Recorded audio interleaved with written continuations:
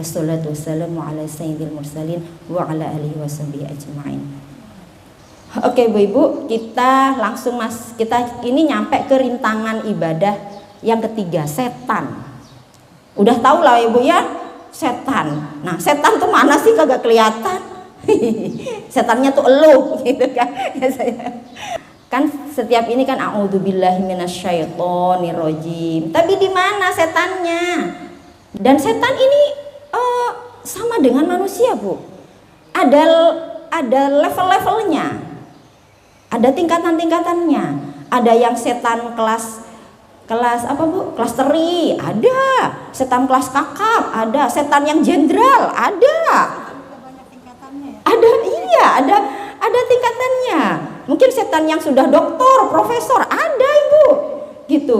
Jadi kalau yang bangsa-bangsa manusia kelas teri, ya itu mah diganggu setan kelas teri udah selesai.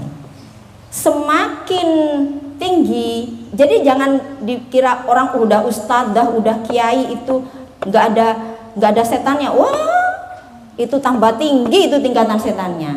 Jadi semakin kenceng kita ibadah, semakin kenceng kita mendekat pada Allah, setan juga semakin canggih.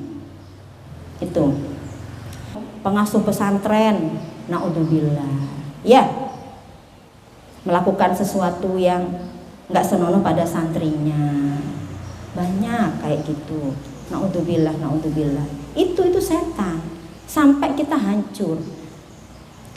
Kemudian, nah setan ini Bu, kalau kita musuh melawan setan ya, kira kita harus melawan setan ya. Cuman setan itu belum apa-apa dia udah menang, Makanya kita harus benar-benar sungguh-sungguh. Menangnya apa? Pertama, dijelaskan menurut Syekh Yahya bin Mu'ad Ar-Razi, modal awalnya nih, modalnya ada setan udah menang. Kita kalah modal Bu. Pertama, asyaitonu farihun wa anta masyghulun. Setan itu pengangguran. Setan itu pengangguran Bu.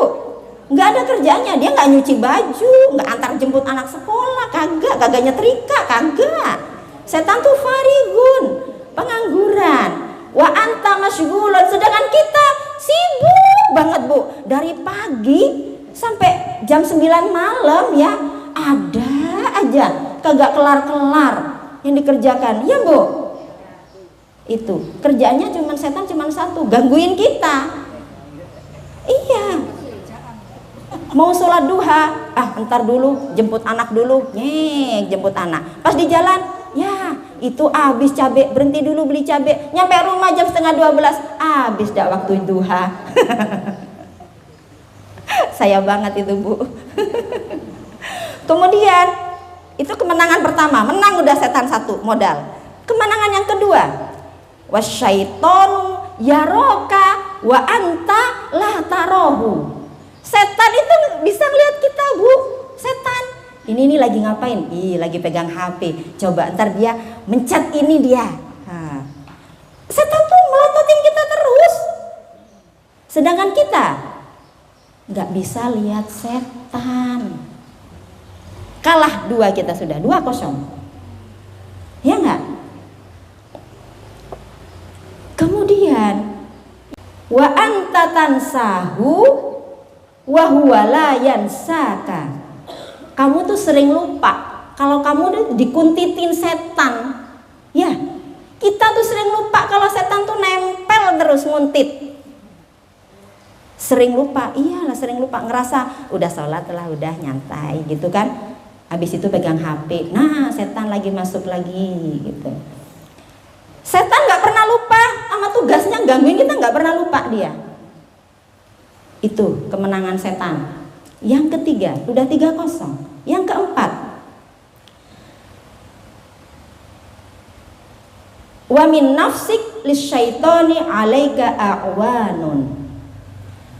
Setan itu punya asisten Bu, punya asisten, punya staf khusus. Ya, setan tuh punya staf khusus yang udah nempel nih di kita. Apa Bu? Apa? Dia udah naruh nih di kita, ibarat robot tuh udah ada chipnya di sini tuh. hawa nafsu, Bu. Nafsu itu adalah sekutunya setan, alatnya setan. Kita kalah 4-0 sama setan. Kemudian Nabi bersabda, ini ada hadis, idza wulida libni adam mauludun qaranallahu subhanahu bihi malakan. Idza wulidna libni adam, ketika anak Adam lahir, ya, qaranallahu subhanahu bihi malakan. Allah itu ngasih kita satu malaikat, Bu. Wa qarana syaitanu bihi syaitonan. Dan setan juga ngasih satu setan. Jadi lahir itu sudah ada setan, udah ada satu malaikat. Jadi setan mendekam di hati sebelah kiri, malaikat mendekam di hati sebelah kanan. Makanya kita kalau sholat itu, ya muqallibal qulub tsabbit qalbi ala dinik. Karena memang ada setan dan hati itu berbolak-balik. Ya, mau sodako aja berapa ya? Sodako berapa ya? Segini aja deh. Gini aja. Udah nggak kelihatan ini, masukin ke kantong, ke tas, nggak kelihatan orang. Dikit aja deh, 10.000 aja deh. Iya. Nah, tapi masalahnya apa, Bu? Jadi ada setan. Jadi orang tuh, semua orang berpotensi jadi baik, berpotensi jadi buruk. Inna syaitana rubbama yad'u ilal khairi. Kadang setan itu ngajaknya kepada kebaikan. Kelihatannya baik. Kelihatannya setan tuh ngajaknya kebaikan, kelihatannya doang. Wa qasduhu fi dzalik asyarra. Tapi tujuannya menghancurkan kita. Contohnya apa, Bu? Yang kelihatannya baik tapi tujuannya menghancurkan. Apa tuh? Kalau yang lagi populer kemarin itu ada pejabat yang kuliah doktor ya, cepet gitu loh. Kalau ibu-ibu ngikutin nggak? Ya, sekarang itu memang banyak orang menuntut ilmu, kuliah ya, Bu ya, kuliah lagi dapat gelar doktor gitu ya. Itu baik kan? Siapa bilang nuntut ilmu itu jelek? Kagak ada kan? Ayo kamu sekolah lagi, itu kan nuntut ilmu itu kan bagus itu ya kan, dapat pahala orang nuntut ilmu itu. Tapi apa tujuannya? Tujuannya mencari kenaikan pangkat ya, Bu ya. Tujuannya untuk supaya keren lah, namanya tuh ada doktornya gitu kan. Gak ada sama sekali tujuan mendekatkan diri pada Allah. Itu hancur, Ibu. Gak dapat apa-apa. Baunya surga aja kagak dapat kalau menuntut ilmu tujuannya hanya untuk kesenangan duniawi. Itu contohnya, itu setan. Kelihatannya baik. Oke, kamu coba dakwah ini, Mbak. Ya, mungkin saya juga ya, semoga terbebas bisa dilindungi oleh Allah. Udah, kamu sebarin aja, bikin konten-konten yang bagus-bagus gitu kan. Ya. Tujuannya nanti kamu terkenal. Kalau terkenal nanti diundang ke sana kemari, diundang, dapat duit, dapat endorse. Baik, Bu, tapi menjerumuskan. Nanti di akhirat, walaupun kita menuntut ilmu, walaupun kita berdakwah, enggak dapat apa-apa. Kata Allah, pas kita balik, loh, saya kan pendakwah, saya kan kiai, saya kan ulama. Masa saya enggak dapat pahala kok? Lah kan kamu pengennya jadi ulama itu, jadi ustadz itu karena pengen dihormati orang. Udah dapat kan? Pengen dapat amplop, udah dapat kan? Ya udah, kata Allah. Nggak dapat apa-apa kita. Itu tujuan setan seperti itu. Tuh. Kemudian bagaimana untuk mengetahui bahwa setan itu masuk itu? Ada bisikan-bisikan setan tuh bagaimana? Cara kita tahu itu bisikan setan. Nah, menurut Minhajul Abidin, kalau ini kitab sarahnya, Ibu. Sarahnya itu namanya kitab Sirajut Thalibin. Sarahnya itu penjelasannya, ada contoh-contohnya gitu, Bu. Kalau kitab Minhajul Abidin itu tipis, Ibu. Sebenarnya kalau diselesaikan nggak lama. Tuh. Bisikan itu ada 4. Bisikan hati ya. Bisikan hati itu ada 4. Pertama, bisikan dari Allah. Bisikan dari Allah itu pasti baik apa pasti buruk, Bu? Pasti baik, tapi bisa juga buruk, Bu, menurut Imam Ghazali. Bisikan dari Allah itu bisa juga baik, bisa juga buruk. Apa tujuannya? Untuk menguji ketakwaan kita. Jadi Allah nguji nih, kasih ujian, dikasih bisikan, mau berangkat, udah kamu berangkat ke majelis taklim. Terus ada lagi bisikan, nggak usah lah, ngapain berangkat gitu, ya kan? Itu bisikan kita jadi berangkat enggak? Gitu. Jadi bisikan dari Allah itu bisa juga buruk. Tujuannya adalah menguji kekuatan keistiqomahan kita, menguji ketakwaan kita. Bisikan yang kedua adalah bisikan hawa nafsu. Kalau hawa nafsu itu, Bu, tujuannya la ammaratum bisu. Jadi dorongan hawa nafsu itu pasti ke yang nggak baik, keburukan, pasti itu. Yang ketiga, bisikan dari malaikat. Kalau bahasa kita disebut ilham, itu baik, Bu, baik bisikannya. Yang keempat, bisikan dari setan. Udah pasti itu mengajak ke keburukan. Jadi dari 4 bisikan ini yang mengajak kebaikan berapa, Ibu? Yang sudah pasti ngajak kebaikan? Cuman malaikat doang. Kalau yang dari Allah bisa baik, bisa buruk untuk menguji kita. Jadi banyakan bisikan hati itu banyakan nggak benernya sebenarnya, ngajak ke keburukan gitu ya.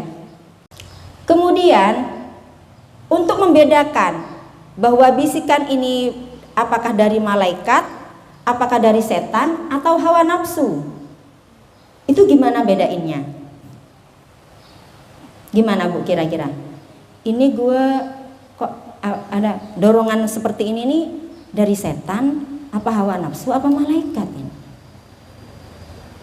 Pertama, Bu, menurut Imam Ghazali, cara bedainnya pertama, kembalikan kepada syariah.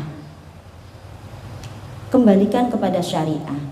Kalau dorongan, bisikan hati itu maksudnya bisikan hati yang dia mendorong kita untuk melakukan sesuatu atau mencegah melakukan sesuatu. Contoh mencegah ya, mencegah datang ke majelis taklim, mencegah sedekah, mencegah kebaikan gitu ya. Atau mendorong melakukan sesuatu. Itu bisikan. Nah, itu kita kembalikan kepada syariah. Kalau sesuai dengan syariah Islam, berarti itu bisikan yang baik dari malaikat atau dari Allah. Kalau sesuai syariat, ya. Tapi kalau nggak sesuai dengan syariat, ya pasti itu setan. Jadi kembalinya kepada syariat, makanya ilmu itu penting, ya. Yang kedua, kita ukurannya adalah apakah dorongan itu hal sesuatu itu dicontohkan oleh para salafus soleh, oleh ulama, dicontohkan nggak oleh ulama? Ya, kalau kata ziarah gitu ya, oh itu emang kita ke Wali Songo mencontoh ulama, ya itu bagus, Ibu. Terus kalau koleksi tas, dicontohkan nggak ulama? Enggak, itu berarti apa, Bu? Hawa nafsu. Yang ketiga, Bu, ini kita suka enggak? Kalau kita suka banget, itu berarti hawa nafsu, Bu. Enggak sesuai syariah, tidak dicontohkan oleh para ulama, tapi kita suka. Apa, Bu? Iya, koleksi gamis. Misalkan ya, Bu ya, gamis udah selemari, kepikiran banget gitu ya. Kepikiran atau apa, nonton apa gitu ya, nggak dicontohkan oleh ulama. Nonton dangdutan, nonton misalkan ya, kalau zaman dulu nonton dangdutan, kalau sekarang nonton konser ya. Dicontohin nggak sama para ulama? Kita suka. Kalau kita suka berarti itu hawa nafsu doang. Kalau kita nggak suka, justru Imam Ghazali ini menyarankan lakukan yang kita nggak suka, Ibu. Kalau kita nggak suka tapi itu sesuai syariat, nah itu berarti kita mengalahkan hawa nafsu.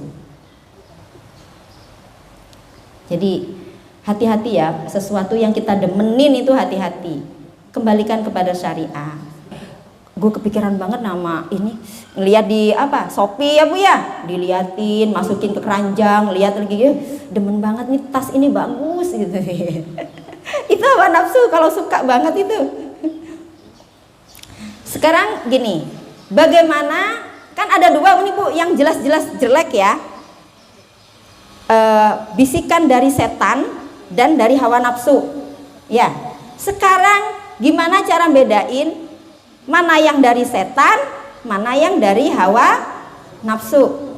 Kalau hawa nafsu itu dari diri kita sendiri ya. Nah, itu ada dua cara. Pertama, kalau bisikannya terus menerus Bu, terus aja inget gitu ya, udah nih inget lagi, pas dilihat lagi kepengen lagi ya. Lihat gambar apa Bu, kalau di online itu biasanya gamis. Gamis, bagus banget gamis putih nih, padahal gamis putih udah banyak ya Bu ya, dimasukin ke keranjang, terlihat lagi pas punya rezeki dilihat lagi, kepengennya tuh nggak hilang-hilang gitu. Dibawa sholat, dibawa zikir, dibawa ke majelis taklim, tetap aja kepengen tuh gamis putih. Itu namanya dari hawa nafsu. Kalau dari setan itu ini Bu, timbul tenggelam. Kalau dari setan tuh. Jadi kalau dari setan diajak berzikir tuh hilang, dibawa zikir hilang. Tapi kalau nggak hilang-hilang, dibawa zikir, dibawa baca sholawat nariyah, baca al-ikhlas 100 kali, tetap aja kepengen. Itu nafsu. Nafsu. Karena menurut Imam Ghazali, hawa nafsu itu ibarat harimau. Harimau itu Bu, kalau sudah mau ngejar mangsanya, dia terus ngejar mangsanya sampai dapat. Tapi kalau setan, menurut Imam Ghazali, idza tarattahu min janibin, kalau kamu ngusirnya dari sisi sebelah kiri, dakhala min janibin akhor, dia masuk dari sisi kanan. Itu kalau setan itu seperti serigala. Kita usir dari depan, masuk dari belakang, gitu kan. Ada orang mau nyuap, ditolak baik-baik, datang ke istrinya, ya.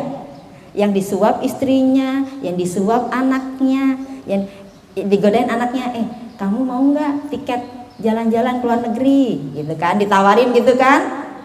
Cerita-ceritanya kan begitu, mau nggak skincare-nya ditanggung, dibayarin, mau banget ya Bu ya, skincare ditawarin. Suaminya udah menolak tuh suap, istrinya ditawarin skincare gratis, mau masuk dari jalan istri. Itu setan.